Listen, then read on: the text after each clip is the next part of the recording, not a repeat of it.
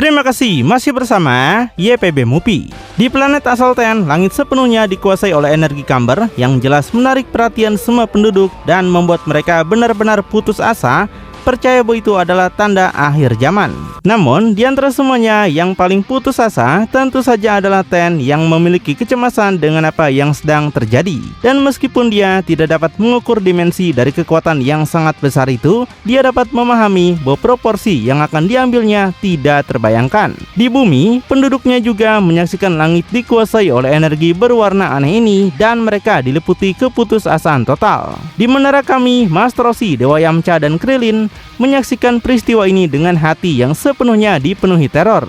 Di neraka, keputusasaan juga sangat besar dengan Raja Kai dan Raja Ema yang benar-benar panik dalam hal ini. Raja Kai mengatakan bahwa ini telah benar-benar melewati semua batas. Hasil dari hal ini bagi Kamber sangat mengejutkan, di mana tubuhnya telah mengimpi secara tiba-tiba, kini membuat penampilannya kering dan seperti mayat. Gogeta sangat terkejut dan terkesan dengan ini. Dia sadar Kamber baru saja menyalurkan semua energi di tubuhnya ke dalam bola energi itu. Setelah memahami hal ini, Gogeta berkata apakah Kamber sudah gila. Jika bola ini meledak, Gogeta yakin semua alam semesta akan hancur total.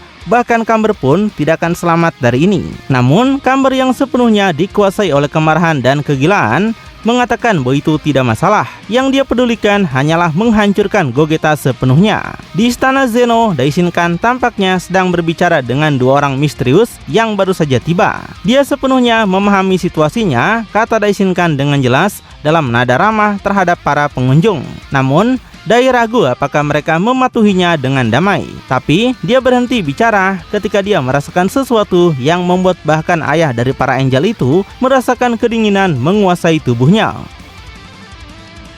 Zeno dan para pengawalnya yang sedang menonton segalanya melalui hologram benar-benar bingung dengan apa yang mereka lihat. Daishinkan berpikir jika semua kekuatan ini menyebar, semua alam semesta akan menghilang dan bahkan istana ini akan hancur. Gogeta menatap Kamber dengan tatapan serius, mengakui bahwa musuhnya telah benar-benar melampaui semua batas. Kamber mengatakan bahwa dia tidak akan mampu bertahan dari ini, dan kemudian dia meluncurkan serangan yang mampu menghancurkan seluruh multiverse itu. Dalam langkah yang aneh, Gogeta mulai meningkatkan ukuran tubuhnya. Dia melangkah lebih jauh dengan menumbuhkan tubuhnya sehingga melampaui seukuran alam semesta dan bahkan melampaui bola ukuran milik Kamber. Tubuh Gogeta mengambil dimensi yang tak terbayangkan, dan ketika bola kekuatan Kamber yang berukuran universal mencapainya, Gogeta hanya melakukan juggling dengannya. Gogeta memperlakukan bola kekuatan itu yang mampu menghancurkan multiverse seperti bola sepak. Mulut Raja Kai hanya menganga karena terkejut melihat itu. Yang sama terkejutnya adalah Zeno, para pengawalnya, dan bahkan Daishinkan. Mereka tidak menyangka dengan apa yang mereka lihat. Sedangkan untuk Kamber, dia tidak tahu harus melakukan apa. Kamber melihat itu dengan kelumpuhan total, dibawa oleh keadaan syok yang mendalam sehingga mungkin jantungnya pun telah berhenti. Sambil menggunakan kakinya untuk bermain dengan bola energi itu, Gogeta merasa ini menyenangkan, tapi sebaiknya jangan terlalu banyak bercanda tentang ini. Gogeta mengambil bola energi di tangannya dan kemudian menggunakan Hakai dengan kekuatan pada skala kosmik. Dia melenyapkan semua energi Kamber dari keberadaan. Tidak ada ledakan, tidak ada gema, tidak ada gelombang getaran, dan tidak ada yang seperti itu. Tanpa keriuhan apapun, kekuatan penghancur skala multiversal itu menghilang seolah-olah bukan apa-apa. Di planet bumi, di planet Asalten, dan di semua planet lain di alam semesta ketujuh, langit kembali normal. Di alam baka, Raja Kai dan Raja Ema menunjukkan kelegahan yang besar, dan di istana Zeno mereka menyaksikan segalanya dengan mata terbelalak melihat bahwa ini benar-benar luar biasa. Kata salah satu pengunjung mengatakan bahwa ini cukup menarik perhatian, dan saat ini Kamber terdiam dengan tubuhnya yang sekarang benar-benar reot dengan ekspresi seperti mayat. Gogeta tanyakan apakah ada hal lain yang ingin Kamber coba lagi. Kamber menjadi lelah dan suaranya yang sebelumnya tinggi dengan kemarahan kini rendah mencerminkan hati yang kosong seperti tubuhnya. Dia kembali ke bentuk base-nya dan mengakui bahkan jika dia terus berevolusi selama ratusan tahun, dia tidak akan mampu mencapai level Gogeta. Gogeta tersenyum saat dia juga kembali ke bentuk base-nya. Dia merespon dengan memuji Kamber yang sudah menerima kekalahannya. Gogeta mengambil menghampiri Camber dan mengatakan dia akan membawanya pada Zeno dan memperingatkannya untuk tidak mencoba apapun. Gogeta menyentuh Camber dan menggunakan telepathy call untuk menginfokan pada Daishinkan bahwa dia berniat membawa Camber kepada mereka. Daishinkan dapat merasa tenang karena Camber tidak akan lagi menimbulkan bahaya. Daishinkan menerima pesan Gogeta dengan sedikit kejutan, mengatakan bahwa dia tidak menyangka dia mampu mengirim pesan telepati dari jarak begitu jauh. Gogeta memberitahu ini adalah salah satu dari banyak keterampilan yang telah ditingkatkannya. Akhirnya, Daishinkan setuju dan Gogeta dapat membawa Camber kepada mereka menggunakan teleportasi seperti seorang Kaioshin. Gogeta pergi ke istana Zeno, diterima dengan kegembiraan besar oleh dewa tertinggi yang sangat senang dengan kehadirannya sehingga dia melompat bahagia di singgasananya. Zeno mengatakan bahwa Goku dan Vegeta benar-benar luar biasa dan Gogeta bahkan lebih luar biasa lagi. Tapi, Gogeta akhirnya tidak begitu memperhatikan apa yang dikatakan Zeno karena dia melihat dua orang misterius di tempat itu. Orang-orang misterius itu menatap Gogeta dalam diam dan dia melakukan hal yang sama. Camber yang sangat lemah jatuh berlutut menatapnya. Daishinkan menyadari bahkan tubuh abadi Camber telah didorong ke batasnya dan agak ironis melihat seseorang yang begitu bangga dengan kekuatannya berada dalam keadaan yang menyedihkan ini. Zeno juga menatap Camber untuk sementara waktu, nyaris tidak percaya bahwa orang yang tampak seperti mayat ini adalah orang yang sama yang beberapa menit lalu membuat hatinya dipenuhi teror. Daishinkan mengatakan bahwa dia telah berhasil memikirkan takdir untuk Camber, yaitu menggunakan teknik penyegelan khusus yang digunakan oleh dirinya sendiri yang akan menempatkan Camber di tempat yang tidak akan pernah bisa dia tinggalkan. Tapi salah satu pria yang hadir di tempat itu mengatakan bahwa bukan itu yang terjadi. Dia mengatakan bahwa mereka sebenarnya tertarik pada Camber dan akan membawanya serta Gogeta. Pernyataan ini membuat semua orang yang hadir terkejut dan Daishinkan bertanya mengapa mereka menginginkan Camber. Gogeta juga bertanya apa yang mereka inginkan darinya. Daishinkan menjelaskan bahwa orang-orang ini dapat membantu Gogeta untuk keluar dari timeline ini. Jadi, ketika Dai mengatakan dia akan membantu Goku dan Vegeta menangani masalah ini, dia secara khusus memanggil orang-orang ini. Tapi, secara mengejutkan, mereka muncul di sini bahkan sebelum dia panggil.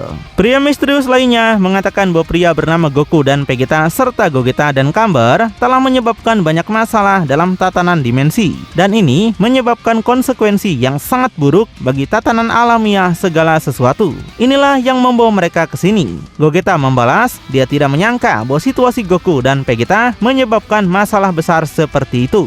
Jadi, ini adalah alasan lain bagi mereka untuk segera kembali ke timeline mereka dan mengatakan bahwa dia sangat senang seseorang datang untuk membantu. Tapi, pria misterius itu mengatakan bahwa Gogeta tidak begitu mengerti apa maksudnya. Dia memberitahu bahwa dia baru saja mengatakan bahwa tindakan mereka menyebabkan banyak masalah. Dan karena itu, Gogeta akan dibawa ke dalam tahanan. Gogeta tentu sontak terkejut mendengar hal itu. Tapi, mereka memberitahu Gogeta bahwa pilihan untuk menolak pergi tidak diberikan. Ketika dia mendengar ini, dia tersenyum dan mengatakan bahwa dia pikir tidak ada orang di sana yang bisa membuatnya melakukan apapun yang tidak ingin dia lakukan. Salah satu dari pria ini melangkah maju, memperingatkan Gogeta dengan ekspresi serius. Dia tegaskan jika Gogeta melawan, Gogeta harus dibawa dengan paksa. Tapi, Gogeta juga melangkah maju. Dan saat dia mulai sedikit meningkatkan kekuatannya, Gogeta merasa sangat tertantang dengan ucapan mereka. Hanya dengan perubahan suasana hati Gogeta ini, istana mulai berguncang hebat. Bahkan, membuat Zeno memantul di singgasananya. Para pengawal ketakutan berkeringat dan Daishinkan hanya diam mengamati. Gogeta mengangkat salah satu tangannya, namun tangan itu sudah dipegang oleh pria misterius yang mendatanginya dalam sekejap mata. Ini mengesankan bagi Gogeta yang terkejut melihat kecepatan pria ini. Dengan sentuhan pria itu, Gogeta merasa seluruh tubuhnya tiba-tiba melemah. Seolah-olah berat alam semesta sekarang ada di pundaknya. Gogeta yakin orang ini jelas bukan orang sembarangan. Tapi Gogeta tidak terintimidasi. Dan tiba-tiba dia mengelilingi tubuhnya dengan energi penghancur. Dan ketika energi ini menyentuh tubuh pria misterius itu hanya menghancurkannya, mengubahnya menjadi debu.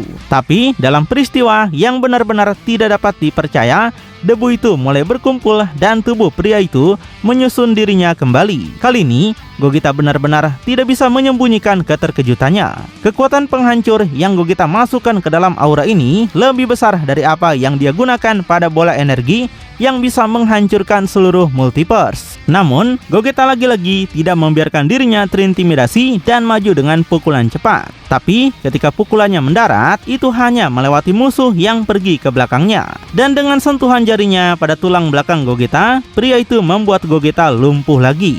Semua orang yang hadir benar-benar takjub dengan hal itu.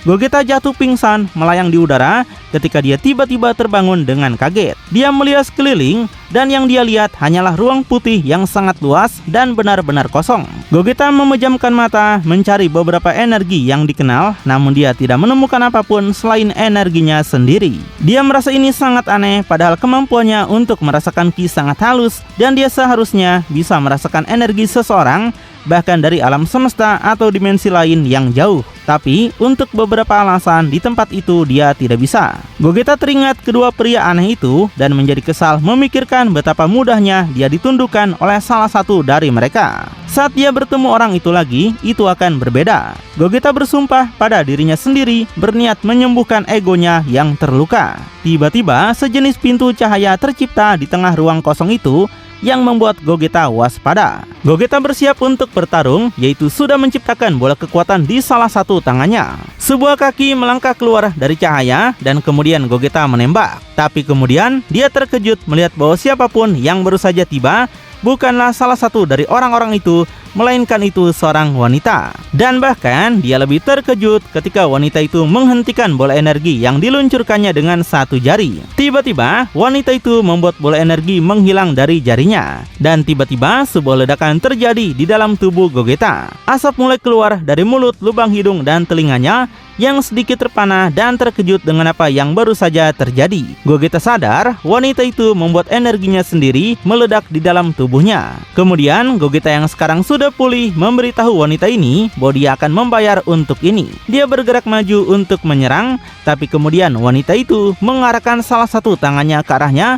Namun tiba-tiba borgol muncul di tangan Gogeta. Melihat borgol yang tampak sederhana dan rapuh ini, Gogeta meledek apakah dia benar-benar berpikir ini akan bisa menahannya dengan mainan kecil. Gogeta sangat yakin dia akan bisa mematahkan borgol itu dalam waktu kurang dari 1 detik. Namun rupanya Gogeta tidak bisa melepaskannya. Gogeta mulai memberikan lebih banyak kekuatan pada tenaganya, tapi itu tetap tidak berguna. Jadi dia mulai berteriak dan memancarkan sejumlah besar kekuatan, tapi itu juga tidak berguna. Tiba-tiba Gogeta melemah dan jatuh. Dia bertanya-tanya jenis sihir apa yang digunakan wanita ini. Wanita itu mempertahankan sikap tenangnya dan menjelaskan bahwa Gogeta berada di dimensi yang lebih tinggi, tempat di mana hukum-hukum dunia panah tidak berlaku. Borgol ini mungkin tampak sederhana dan faktanya baginya memang begitu. Tapi di sini borgol sederhana ini mampu menampung kekuatan yang benar-benar menentang hukum-hukum dunia panah. Dengan kata lain, di sini kekuatan Gogeta tidak berarti apa-apa. Ketika wanita ini mengatakan hal-hal itu, Gogeta menjadi sangat marah.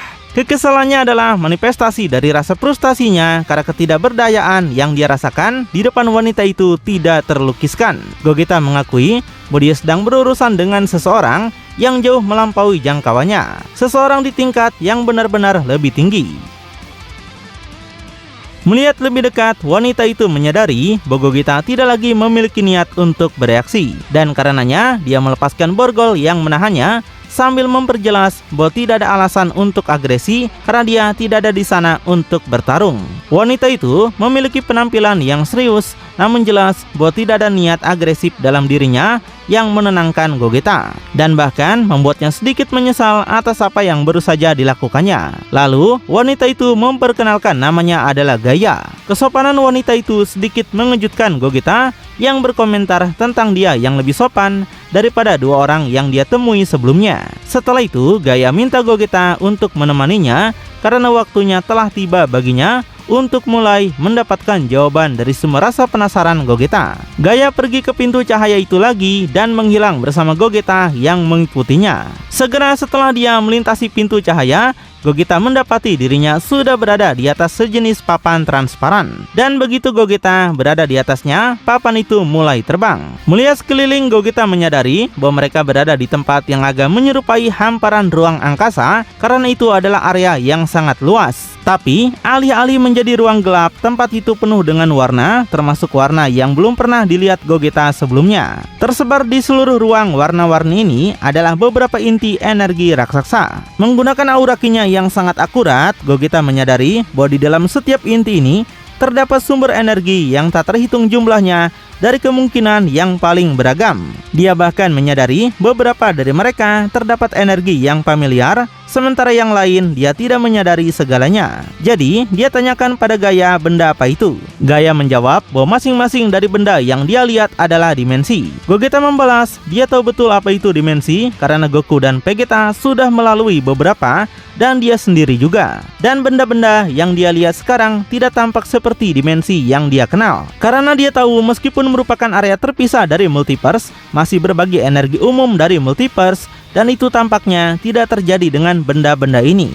Mendengar itu, Gaia tersenyum. Gaia menjawab, konsep dimensi Gogeta sedikit berbeda dari konsep dimensinya. Dia menjelaskan, dimensi yang dia maksud tidak lebih dari bagian dari multiverse tempat dia tinggal. Tapi, dimensi yang Gogeta lihat sekarang benar-benar berbeda karena ini adalah dunia yang terpisah. Gaia mengangkat tangannya dan tiba-tiba Gogeta melihat cermin raksasa muncul di depan dimensi-dimensi ini. Dan seolah-olah cermin ini merupakan hologram, itu tampak mencerminkan apa yang ada di dalamnya. Saat papan tersebut melanjutkan perjalanannya, dan apa yang terjadi di beberapa dimensi ditampilkan oleh cermin ini.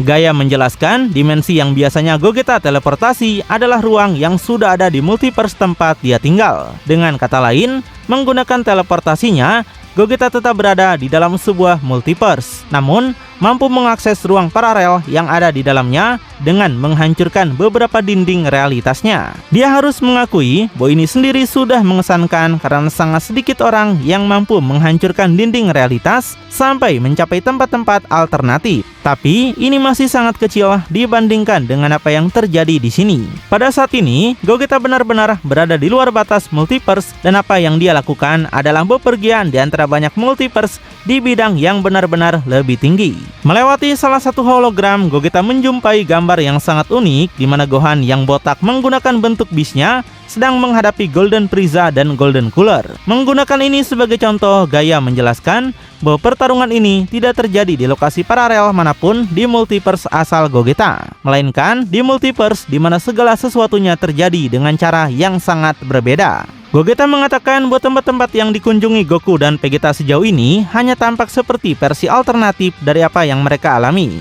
Ini tampak lebih seperti garis waktu alternatif seperti yang berasal dari Trunks masa depan. Dan Gaia menjelaskan bahwa yang ini berbeda. Ini jauh melampaui garis waktu alternatif manapun karena garis waktu juga merupakan realitas paralel yang terjadi di dalam satu multiverse. Dia menjelaskan bahwa semua realitas yang dilihat Gogeta sekarang memiliki garis waktu mereka sendiri yang juga tidak terbatas. Pengalaman yang dia Goku dan Vegeta alami di timeline Camber bukan sekedar timeline dari multiverse mereka, tapi di multiverse lain yang pada dirinya sendiri sudah memiliki karakter batasannya.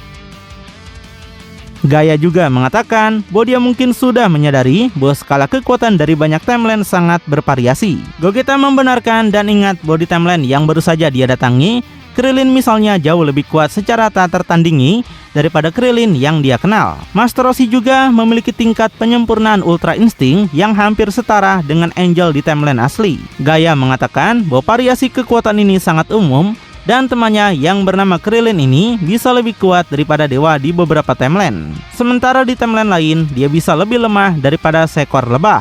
Gogeta membalas bahwa jika perbedaan antara timeline segila yang dia katakan, dia tidak bisa membiarkan kewaspadaannya turun, bahkan terhadap orang-orang terlemah yang dia kenal. Mungkin di suatu tempat ada Pilaf yang bisa membunuhnya. Gaia juga menjelaskan bahwa meskipun sejauh ini dia hanya melihat dunia yang mirip dengan dunianya, ada dunia lain yang tak terbatas yang tidak seperti itu.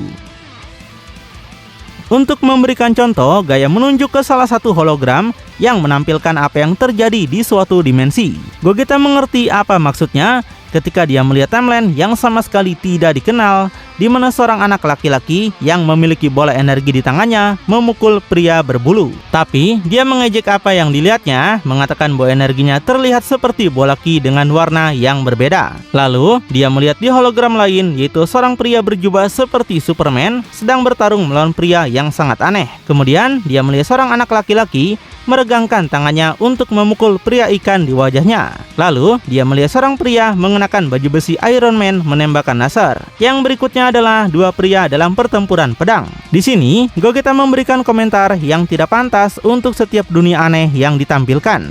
Gaya mengangkat tangannya lagi dan hologram-hologram itu menghilang. Dia menjelaskan bahwa intinya bukan untuk menemukan kesamaan, tapi untuk memahami bahwa dalam tiap dunia yang baru saja dia lihat ini, cara kerja segala sesuatunya sangat berbeda. Dan dalam tiap dimensi ini, baik dia maupun orang-orang yang dia kenal tidak ada. Ini adalah sesuatu yang benar-benar melampaui dimensi umum atau timeline alternatif. Dan itu belum semuanya. Setiap dimensi yang baru saja dia tunjukkan memiliki variasi tak terbatas, di mana skala kekuatan juga sangat variabel. Sementara di satu dimensi seseorang mungkin dianggap lemah kekuatannya, di dimensi lain orang yang sama itu mungkin memiliki kekuatan yang tinggi. Gogeta bertanya di mana mereka sekarang dan apa sebenarnya yang Gaya inginkan darinya. Gaya menjelaskan bahwa tempat di mana mereka berada sekarang yang disebut puncak keterbatasan adalah tempat di mana dia dapat memiliki kendali atas semua dimensi, yaitu sejenis zona netral, dan di tempat itu tinggallah patroli dimensi. Gogeta menyatakan bahwa dia butuh informasi lebih dari itu. Gaya melihat bahwa mereka mendekati menara raksasa, dan pertanyaan-pertanyaan Gogeta harus menunggu jawaban sedikit lebih lama. Papan terbang itu menuju ke puncak menara ini, di mana terdapat ruang datar yang kosong, dan di ruang itu ada seorang pria. Ketika papan itu mendarat di sana, Gaya memperkenalkan Gogeta kepada orang itu. Orang itu adalah kapten dari patroli dimensi bernama Kronos. Setelah diperkenalkan, Kronos menyapa Gogeta dengan sopan. Dia memiliki ekspresi serius yang sama seperti Gaya dan kedua orang yang ditemuinya sebelumnya. Tapi dia tampaknya berusaha keras untuk menjadi lebih ramah. Di sini, Gogeta tidak berbagi kemarahan yang sama seperti Kronos dan mengatakan bahwa jika dia adalah pemimpin patroli ini, maka dia bisa segera memulangkannya. Namun, yang membuat Gogeta kesal, Kronos mengatakan itu tidak akan terjadi, setidaknya tidak sekarang. Gogeta tidak mengerti apa yang mereka inginkan darinya dan menyuruh mereka bicara sekarang. Kronos memberitahu bahwa tindakan Goku dan Vegeta telah menyebabkan ketidakstabilan besar di antara banyak dimensi, dan ini menyebabkan banyak masalah bagi mereka. Awalnya, tujuan patroli dimensi adalah untuk menangkap mereka dan melakukan persidangan yang mungkin akan berakhir dengan kematian mereka. Tapi setelah menyelidiki situasinya, mereka memahami bahwa tidak ada yang terjadi secara sengaja. Jadi mereka memutuskan bahwa mereka dapat membayar kejahatan mereka dengan cara lain. Gogeta menghela napas sambil mengatakan bahwa dia sudah mengerti kemana arah pembicaraan ini. Kronos membenarkan kecurigaan dengan berkata bahwa patroli dimensi ingin Goku dan Vegeta bekerja untuk mereka, membayar kejahatan mereka dengan pelayanan. Gogeta mengatakan bahwa dia tidak berniat untuk diperbudak oleh siapapun, dan jika mereka berniat memaksanya melakukan sesuatu, mereka sangat keliru. Kronos dengan sabar mengingatkan apa yang terjadi ketika dia mencoba menghadapi seorang patroli untuk pertama kalinya, dan juga apa yang baru saja terjadi pada Gogeta. Mencoba melawan mereka tidaklah berguna. Gogeta mengatakan bahwa dalam situasi tersebut dia tidak menggunakan kekuatan maksimalnya. Jika dia menggunakan kekuatan penuhnya, segalanya akan sangat berbeda. Namun Kronos membalas bahwa mereka sebenarnya sudah melihat sejauh mana kekuatannya dalam pertarungan melawan Camber. Dan meskipun Gogeta tidak menggunakan seluruh kekuatannya melawan Camber, mereka sudah memprediksi sampai di mana batas kemampuan Gogeta. Jadi Kronos menyatakan bahwa dia dapat menjamin bahwa Gogeta tidak akan menjadi tantangan bagi salah satu patroli, terutama dia. Para patroli berada di tingkat yang benar-benar superior sampai pada titik di mana kekuatan Gogeta tidak memiliki arti bagi mereka. Gaya menambahkan bahwa semua penjaga dimensi adalah makhluk unik, dan mereka yang termasuk dalam kelompok ini adalah orang yang paling kuat dari semua kehidupan. Dia mengakui bahwa Gogeta sangat kuat, terutama menggunakan keterampilan yang disebut Shinken itu. Tapi bahkan kekuatan Shinken tidak akan membuat perbedaan dalam pertarungan melawan mereka. Bahkan setelah mereka mengatakan semua ini, Gogeta masih tampak tidak yakin. Dan melihat ini, Kronos menyadari bahwa mungkin Gogeta tidak ingin membantu patroli dimensi karena dia berpikir bahwa semua ini sangat jauh dari timeline aslinya. Tapi sebenarnya Kronos berkata tidak. Cepat atau lambat semua yang dia ketahui juga akan terpengaruh. Gogeta bertanya apa maksudnya dengan itu. Kronos menjelaskan bahwa setelah Goku dan Vegeta melampaui hambatan untuk pertama kalinya, mereka menciptakan efek berantai melemahnya hambatan tersebut. Hasil dari ini adalah ketidakstabilan yang sangat kuat sedang tercipta. Dan ini bisa berakhir dengan kehancuran beberapa dimensi, termasuk miliknya dengan kecepatan yang sangat luar biasa. Kronos mendekati Gogeta, menyentuh dahinya sebelum dia sempat bereaksi. Dan tiba-tiba sebuah penglihatan datang ke pikiran Gogeta di mana dia melihat bumi. Dan planet itu sedang mengalami bencana alam dengan tidak masuk akal, sementara pasukan makhluk asing menyerang planet tersebut. Setelah menunjukkan ini, Kronos berjalan menjauh kembali ke tempat yang sama dia berada, sehingga bahkan tidak terlihat seperti dia pergi dari sana. Dia menjelaskan bahwa apa yang baru saja dilihat Gogeta adalah kilasan masa depan alternatif dari bumi, di mana ketidakseimbangan dimensi akan menyebabkan banyak masalah alam di planet tersebut, dan juga orang-orang dari dimensi yang jauh lebih kuat akan menyerang bumi dan memusnahkan semua orang yang tinggal di sana. Entah bagaimana, Gogeta menyadari bahwa penglihatan yang baru saja dilihatnya tidak tampak seperti ilusi, dan dia menyadari bahwa itu nyata dan sekarang dia menjadi khawatir. Kronos menjelaskan lagi, jika Gogeta kembali ke timeline-nya sekarang dan mencoba hidup normal, cepat atau lambat masalah ini akan menyusul mereka. Dan orang-orang yang dia cintai dan tidak peduli seberapa kuatnya dia tidak akan mampu menghindari kekacauan total dan kehancuran total dari dunianya. Gaya menambahkan, membantu patroli dimensi tidak hanya akan membantu Gogeta membayar kejahatannya, tapi juga menyelamatkan dunia aslinya sendiri. Setelah merenungkan semua ini, selama beberapa detik, Gogeta akhirnya memberikan jawabannya. Pada akhirnya, Gogeta setuju untuk membantu patroli dimensi. Tonton kelanjutannya di channel YPB Movie, channelnya anime bapak-bapak.